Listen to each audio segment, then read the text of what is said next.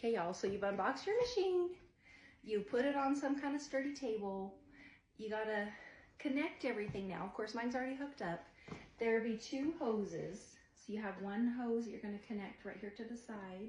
And then it'll have like a little rubber gasket covering it. But it doesn't matter which end of this is actually, it's the same either way. So you're gonna connect one here and one down to your pump.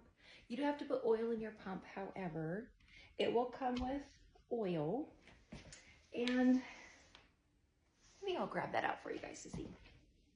Okay, so I think this is what it came with, and it took almost all of this oil. There is a little window in the front. Initially I just had it sitting by itself up on my counter. You screw off, I think it's called the ballast, this little black part right here, and there is a little oil and signature on the top. So you unscrew it carefully. There's a little rubber gasket, so be careful not to lose it. I used a funnel because it's just flat and you don't want to spill it, but it takes almost all of this. That was my other question, is like, I couldn't see in the window but towards the end, you'll start seeing a little bit of clear oil. I'll show you my picture. Okay, y'all, so this is where you unscrew that to put your oil in, and eventually you'll start seeing almost towards the end, you'll see this little line, but literally it took almost all of it. And you want to fill it, it says halfway between the min and the max.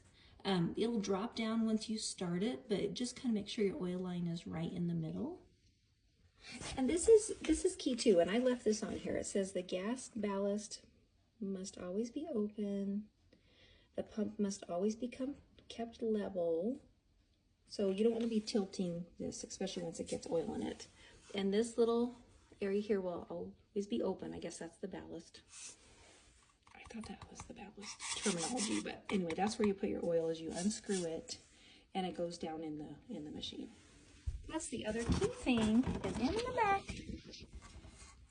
there is a little button. This is what I forgot the first time. On is the line, off is like that. So you want to just keep this on, and it will be plugged into your machine.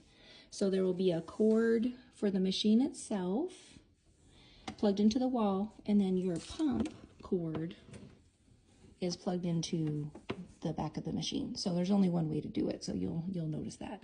And mine is a standard wall outlet. And here's just a quick look at the back of the machine. So it can't sit right flush against the wall. I mean, it'll be at least a few inches, but you are going to need some room for these 2 cords, of course. And also there's just air vents on all 3 sides, so you just don't want those to be blocked either.